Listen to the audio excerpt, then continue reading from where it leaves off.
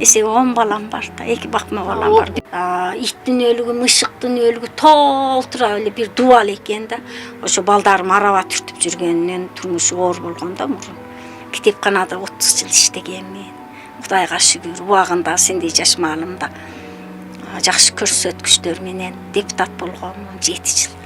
Верховный Советке. Эми ойлосом алдаптыр да пул алганда мен 90 000 пул берип. Медреседе окуймун кызым 3-курста. Азыр окуйсузбу, э? Азыр окуйм ооба. Бая ойлойм да ушу 1-класстан дагы окута берсе да окуйын деген ниетим бар да.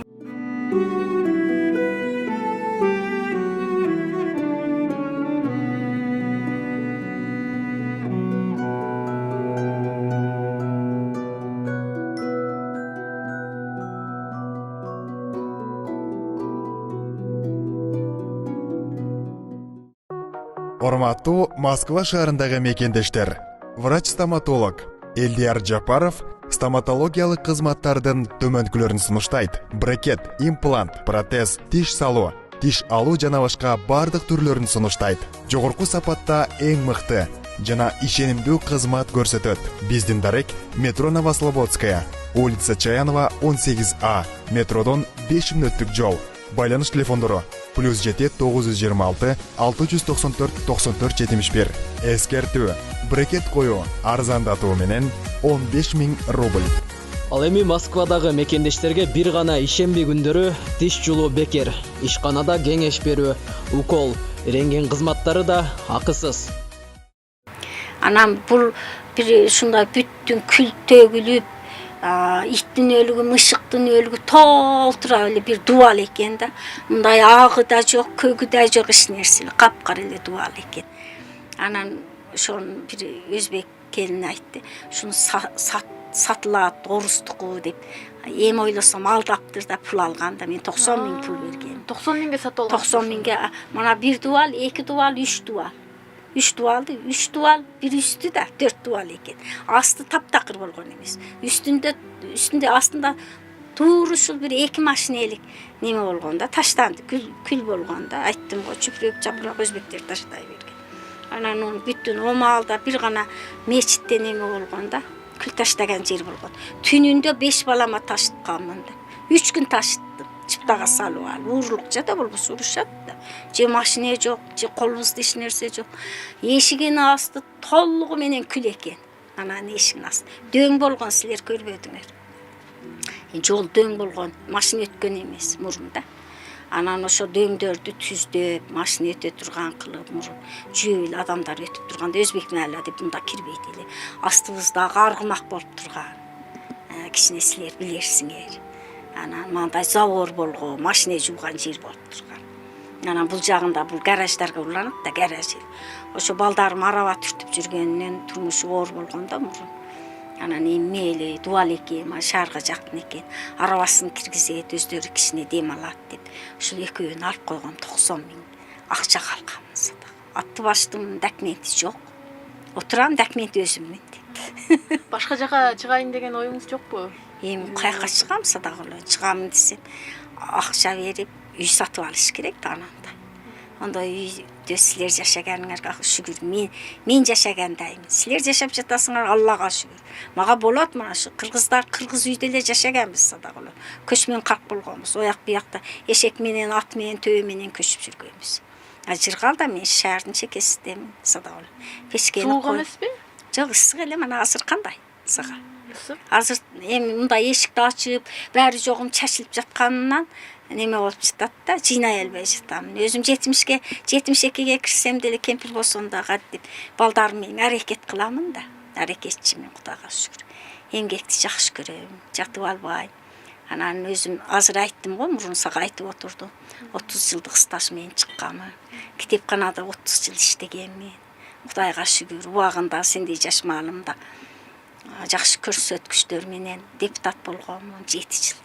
Верховный Советке. Бадахшанда. Анан Кудайга шүгүр, ошол кирет экен. Стажга кирет экен, стаж менен жакшы пенсияга чыкканмын.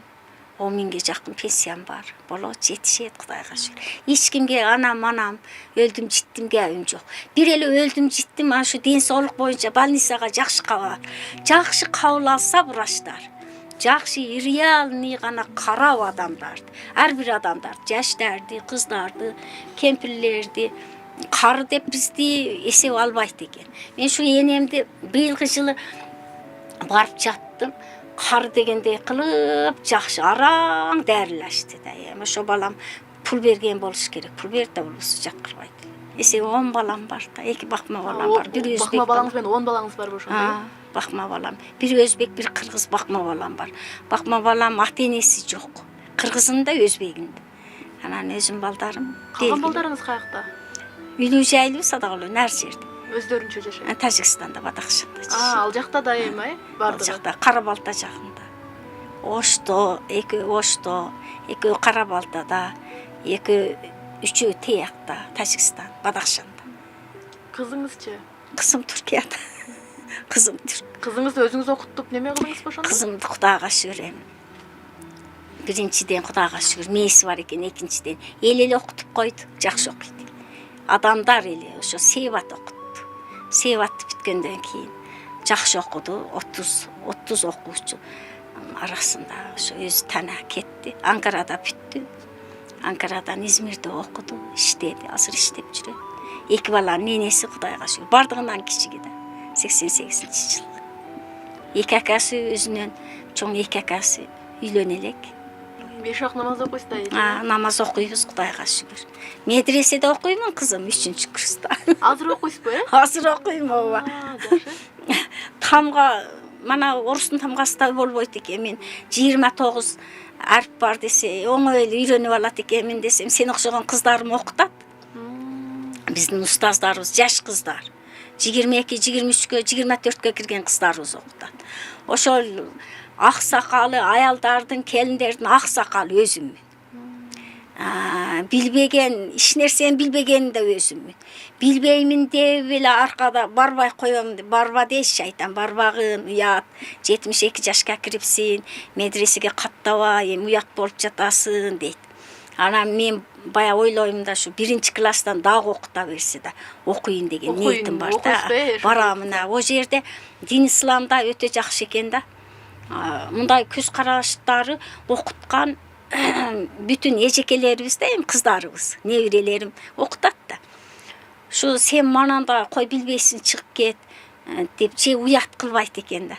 Шунчалык көздөрүнөн нуру таап, ооздорунан балы таап жакшы түшүндүрөт экен да. Мугалимдерге окшош эмес экен да, кок этип башыңа бир салбайт экен. Анан түшүнбөгөндү абдан түшүндүрүп, билбеген ариптериңди ушунчалык жакшы үйрөтөт экен. Жаздырып үйрөтөт экен. Бирден жаттатып үйрөтөт экен.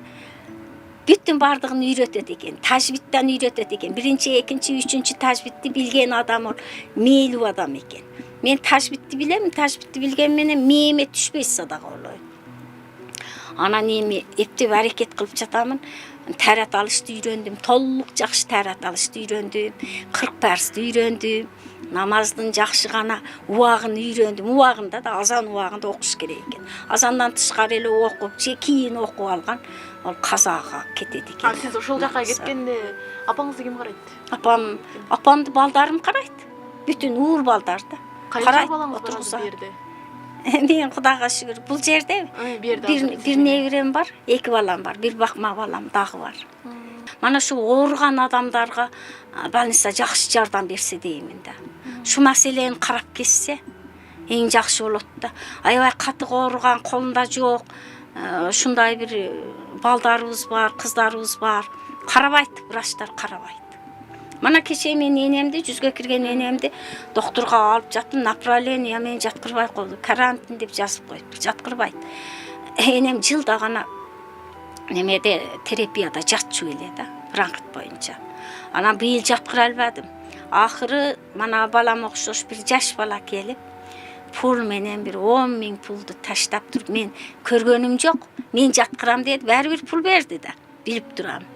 Дәрі дәрмегин бардыгын көтөрүп, машинеси менен өзү алып барып, жаткырып 12. Алла ыраазы болсун. Жаткырып анан кийин чыгарды, жакшы болуп калды. ошо баламды көрө элекмин, өзү да тумоо тийип турат деди, келбеди экинчи. Жаткырды бизди, алып келип койду. Өзүңүздүн апаңыз да же кайсы? Өзүм мени Апаңыз. 18 жашында көргөн экен. Сизди.